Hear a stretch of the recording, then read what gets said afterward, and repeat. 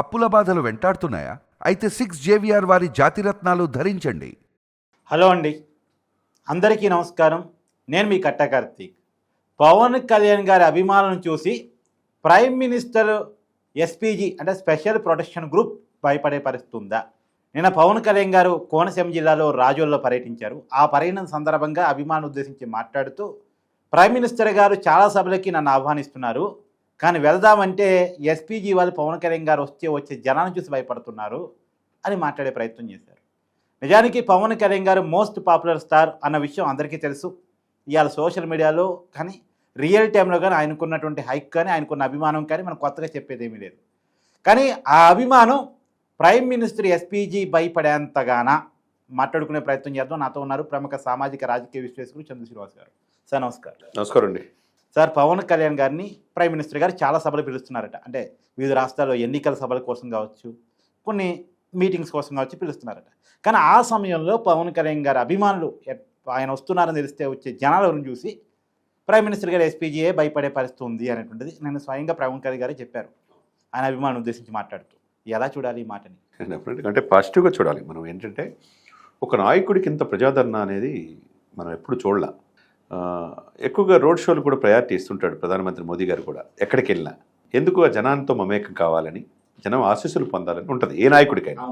ఈ దేశంలో ఏ నాయకుడికి లేనంత ఫాలో అప్ పవన్ కళ్యాణ్ గారికి ఉంది. ఎక్కడికి వెళ్ళినా వేలాది మంది, లక్షలాది మంది జనం ఎటువంటి ఆశించకుండా, వాళ్ళకి ఏవి పలావు పొట్లాలు కావచ్చు, బీరు బాటిల్ కావచ్చు, ఏది ఇవ్వాల్సిన అవసరం లే.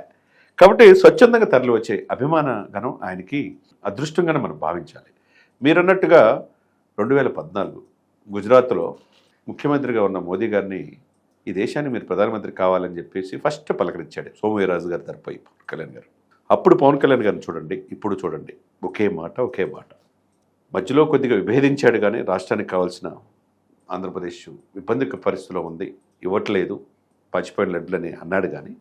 కానీ మోదీ గారిని ఎప్పుడు కూడా వ్యక్తిగతంగా ఆయన విమర్శించాలి. మోదీ గారితో పాటు ఏ పదవి కాంక్ష లేకుండా ఎల్బీ స్టేడియంలో కూడా ఆ రోజు చూసాం. సభలో ఆయన ప్రధానమంత్రి కావాలని ఆయన చేపర్లో వెళ్ళి ఆయనతో మాట్లాడాడు. ఆయన ప్రజాదరణ అప్పుడే మోదీ గారు చూశారు. కాబట్టి పవన్ ఇప్పుడు కూడా ఈయన పవన్ కాదు తుఫాన్ అంటున్నాడు. 2 రాష్ట్రాల్లో ఎక్కడ గెలవకపోయినా ఆయన్ని 26 మంది సభ్యుల పార్టీలో ఆయన వెనక పెట్టుకున్నాడు.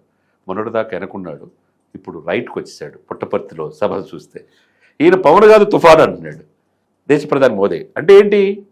ఆయన ప్రజల్లో ఎంత ప్రజాదరణ ఉందో సాక్షాత్తు మోదీ గారే చూశారు. మరి మోదీ గారు వెనక ఉన్న ఎస్పీజీ అంటే స్పెషల్ ప్రొటెక్షన్ గ్రూప్.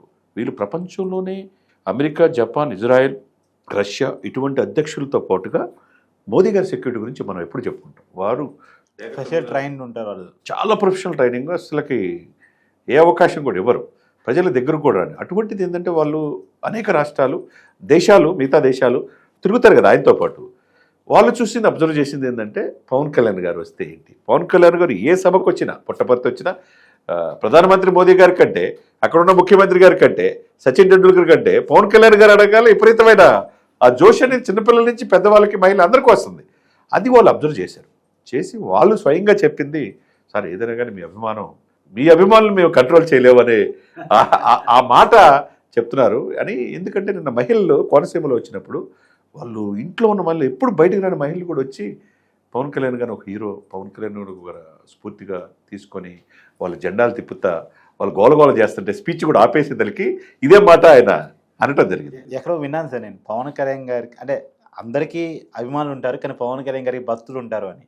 భక్తులు ఉంటారు అంటే కల్ట్ ఫ్యాన్స్ ఉంటారు సార్. అతని కోసం పిచ్చిగా ప్రేమించే వాళ్ళు ఉంటారు. ఎందుకంటే స్వార్థం లేని వ్యక్తి, సమాజంలో సమస్యల్ని పరిష్కరించే దిశగా ఎక్కడ సమస్య ఉన్నా నేనున్నానని భరోసా ఇచ్చే వ్యక్తి. తన బిడ్డల డిపాజిట్లు కూడా నేను ఎప్పుడు చెప్తుంటాను, 34 కోట్ల రూపాయలు తీసి కౌలు రైతులకు ఇచ్చిన వ్యక్తి, ఏ రూపాయి ఆశించిన వ్యక్తి.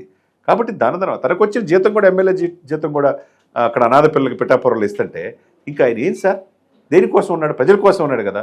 కాబట్టి అంత ఫ్యాన్స్ ఉండటం నిజంగా ఈ దేశ రాజకీయాల్లో ఏ నాయకుడికి లేదు, ఒక పవన్ కళ్యాణ్కి మాత్రమే. కాబట్టి స్పెషల్ ప్రొడక్షన్ గ్రూప్ కూడా, బాబు మీ అభిమానుల ప్రేమ మేము తట్టుకోలేము, కంట్రోల్ చేయలేమని చెప్తున్నారంటే అది ఉదాహరణ ఆయన పవన్ కళ్యాణ్ గారు చెప్పారనేది మనం అనుకోవాలి.